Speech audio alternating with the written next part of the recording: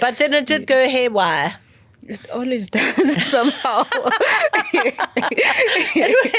It went. If I tell you, it somersaulted and didn't turn back on its feet again. So let's just zone into that one. That's called adversity. That's called resilience. What lessons in resilience did you learn from that experience? If you can just summarize about 4 lessons that you learned in that experience from the adversity that you encountered at the very end of your very successful endeavor. Wow. So if you were to summarize it to just 4 or 5, what are those lessons? So summarize it. So I had a willing buyer who wanted to buy the business for a huge amount of money, and I'd be floating around in Cape Town. Here I am in Clifton in my what is that car that man makes, the electric car? You know that Tesla. man. What's his name? Elon Musk. That's it. I'd be in my Elon Musk car, jokes aside.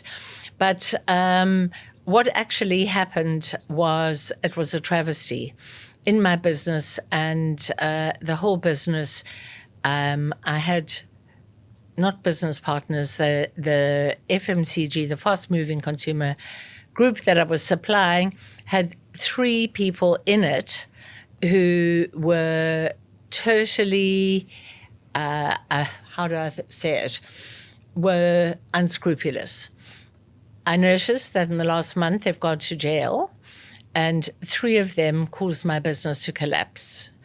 And my business collapsed, and I was left with absolute rack and ruin. The only thing, I was a good businesswoman. I had invested in properties all over the world, and for investments, not for show off, because I knew that the rand was going to crash. And I also knew that that the properties in Parsons Green in the UK and in France in a particular place and in Knightsbridge were fabulous assets. I lost everything. I lost everything. I lost my husband at the same time. And I lost a family. I lost my whole married family. And I was left stokalein, for those who don't know it, alone with nothing, and creditors.